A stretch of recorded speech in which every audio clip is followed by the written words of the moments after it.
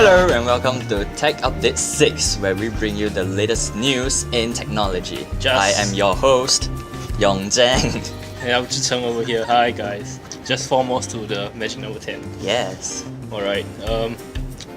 So are we going to talk some crap first, or we just go into news? No, we just go into the news. Okay, no more crap from. Alright. So probably you can just start off. Okay, so Google Hangouts just got a remote desktop feature, so you can actually fix your mom or dad's computer in record time, because you don't have to go through the Windows version of the remote assistance, which is kind of troublesome in my opinion. Yeah. Because I've tried a lot of times and it didn't succeed. Most of the time it didn't succeed. Yeah, it's because of the firewall settings and all that. They're through your Windows and everything.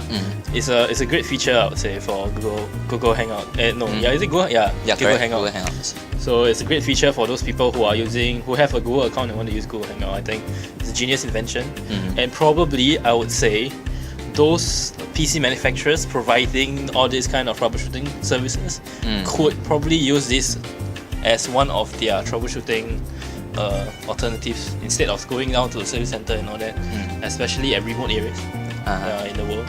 So I think it's a great tool for them to use. Don't you think Google will start charging them for this kind of service? Who knows? Probably if they want to customize it to their own manufacturer like logo and all that stuff. But I just think it's a great technology. Yes, correct. It's a great technology. Yeah. So okay, let's move on to Zhicheng. Okay, so I'll probably just talk about let's say some iOS news then. As you all know, the new iOS has iOS 7. It will be out probably sometime in October or even later. I'm not sure, but they just released the new iOS 7 beta 2. Yes, so it's correct. the second beta, right? So they are actually, for the developers, they actually see some kind of new features from the iOS 7 beta 2. So here are some of the main features that I see that's quite interesting. Firstly, iOS 7 will be supporting something called your head movement detection. So imagine you're looking at a web page like that over here. You want to go to the next page and just do this, or just tilt your head. Okay. But this article actually says that it's not considered a real innovation, but considered actually just a gimmick, because when you look at someone in the train, they're looking at a tablet device and just moving their head.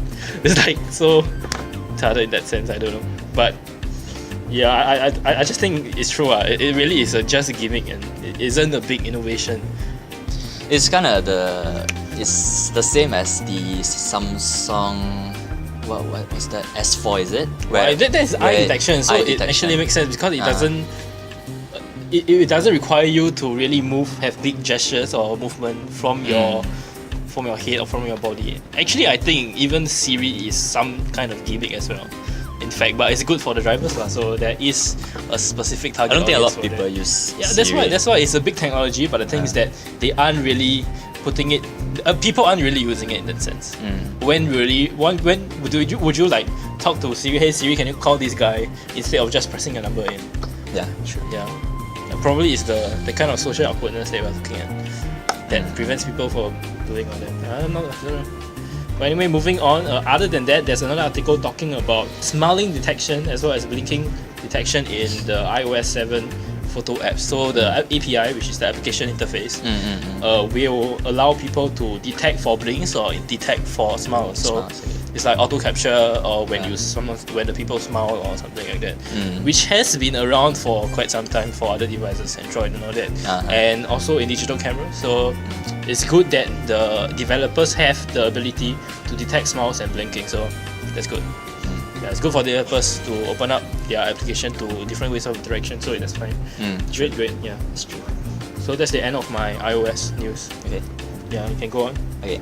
So if you are a fan of Opera, the net browser, you can actually install Chrome extensions and vice versa. Interesting. Okay. Actually, I think Opera is really doing a lot of work at the developer relations part, because like a month ago, I received an email from Opera telling me to join their application store, developing applications on the Opera store. I just ignore it, and they just keep sending 2 or 3 emails. But it's good. I'm going to join you, Opera.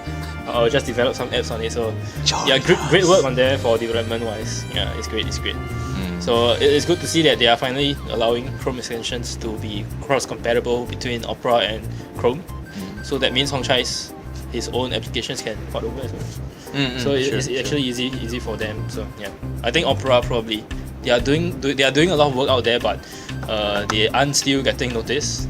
Yeah. Don't you think it would developers, be great if all the extensions are actually cross-compatible with all the other browsers? Microsoft don't like that because their browser really sucks. Okay. It's not about it's for developers wise because their browser is not WebKit based and people just hate it so much because all your current HTML5 application works on any other devices, but it just won't work on the Windows Phone or it just won't work on Internet Explorer. So it kind of sucks. Yeah. Well, so Step up your probably I game. can talk about when we're talking about Microsoft. I'll just talk about this article about on Microsoft. So Microsoft has just slashed their Windows Phone Developer Center registration price to just $19 USD.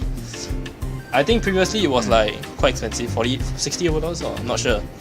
But it is slashed Annually? Yeah, annually. Compared to Apple's 99. Yeah, of course lah. Compared to BlackBerry's free. Wow. Okay. Android is like I think $20 for lifetime or something. Lifetime. If I'm not wrong, yeah. But Microsoft slashed it because it's just a promo period. It will end at 27th of August. So if you want an account for 1 year, just get it at $19, and you'll get access to all the development tools, as well as the development, all the documentations and everything, as well as you get to have your app up on the application store on the Windows Store. Yeah, but I don't like the web browser they are using because And you are using it.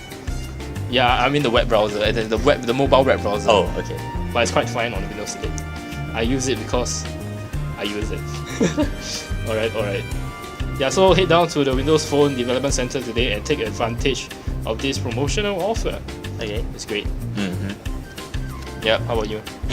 Back to me. So, Yeah, back to you. yes, back to me. Okay. No, back to someone else. It's not inside this camera. Okay, Google Play Store, it does quite a good job getting rid of apps that has spyware and malware, but it doesn't quite prevent adware. So actually 6.5% of all free Android apps on Google Play have adware. So how many free apps are there on Android? I have Let me no say, idea. Yeah, you can continue and use. I'll do a quick search. Okay. No, I just want to bring out this point that it's 6.5% of all the free Android apps, and it is quite high compared to the other mobile devices. Yeah, of course. Yeah. And I think it's because they are open source, right? That's like the main reason. Yeah, and the thing is that when you put an application up to Android, it doesn't do any check. Unlike any other developers, they'll go through a series of checks, make sure that that you are in line with their rules and regulations and all those stuff before they approve your application on their application store. So for Android, it's just you submit it and it'll be there. It's too open source. No, I guess sense. it has got nothing to do with open source in that sense. I like open. Let's move on. Okay, fine. So here are 4 apps that you might have installed on your phone, and they actually contain adware. So uninstall them now. The first one is fake Google Play installer, because some of the maybe China phones, right, they don't really have Google Play on them. So you have to actually download from a third party software. No, source. Yeah, correct. So they have this fake Google Play installer which actually installs adware on your mobile device. Yes. And the second one is Zook Mobile Top Music. So if you have this, uninstall. Okay.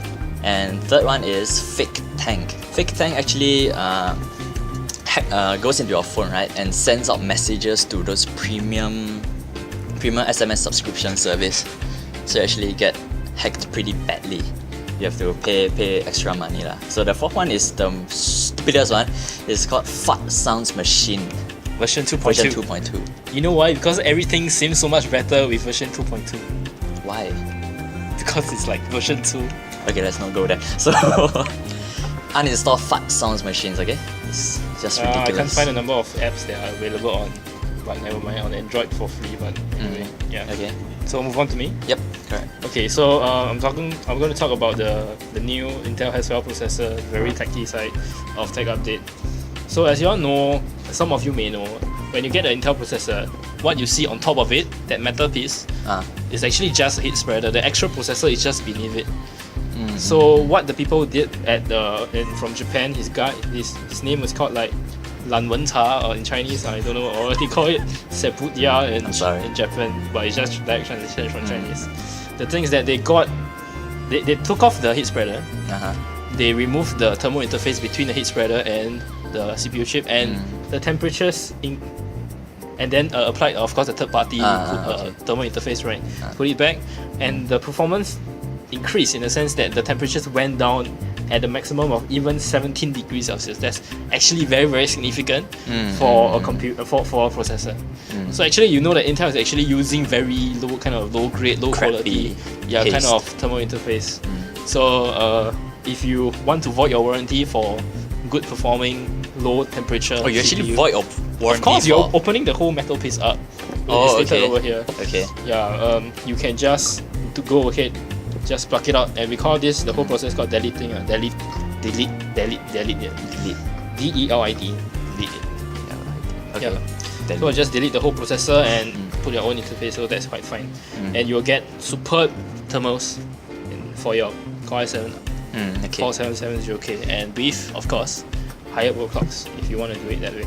Sure. Yeah. I'll just move to my last one, then you can finish off. That's the end of mine actually. So. Oh really? Yes. Okay, so the last news is that I have a good friend whose name is Eugene. So what he does is he has a he has a certain like OCD in the sense that he likes everything to be clean. He doesn't like very fussy things, like random stuff like ads and all that. He don't like that. So he is very, very particular with his phone, and he doesn't like when you have HTC. Let's say you buy a HTC phone, there will be like all the HTC apps, everything. Even Galaxy, they have their Sense UI interface or TouchWiz interface or something. So Sense UI is HTC, but anyway. Yeah, so the good news for him is that the new Android HTC One and the Samsung Galaxy S4 will be available on the Android Play Store. That means you can buy directly from Google instead of going through your telcos and all that. And it will be installed with the stock or the vanilla version of the Android. So there will be no crapware, no Singtelware, no Starware, no M1ware. So that's awesome, but it's not available for Singapore for now. It's only available in the US. But it's cheap. It's at you can actually ship it over, right? Yeah, if you can go through Amazon and not really Amazon, but through like VPost and all stuff. It's possible. And it's even cheaper than the actual retail price of what Singapore is selling. Of course, it will be cheaper than iPhone. There's no doubt about that. So it will be the HTC One of 32GB one will be selling at $599 USD without any. There isn't a micro SD slot, so you can't expand. But for the Samsung Galaxy S4, it's a 16GB internal storage, but with a micro SD expansion slot. You'll be coming at $649 USD. So it's still very cheap. $649 USD. Yeah. If you compare to Singapore, it's still cheaper than our actual retail price. And the good thing about these devices is that you'll get direct updates. Let's say Android has got some new, let's say the new operating system, the Keyline Pi, Android 5.0 coming out, you get the update quick. So you can just update almost immediately when the OS is out. Because it's from US? No, because it's directly from Android.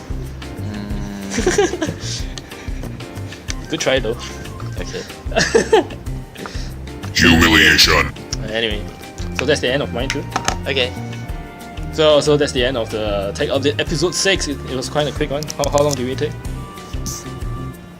Okay, so it's still quite long.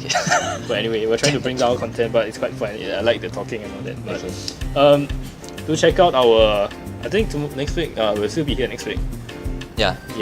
Okay. So check out our the Tech Revolutionist page at www.thetechrevolutionist.com. I managed to read it right. And like us on Facebook, Twitter, Google+, as well as YouTube. Subscribe to us on YouTube. We will bring more content to you next week. So once again, thanks again, audience. See you all next time. Bye.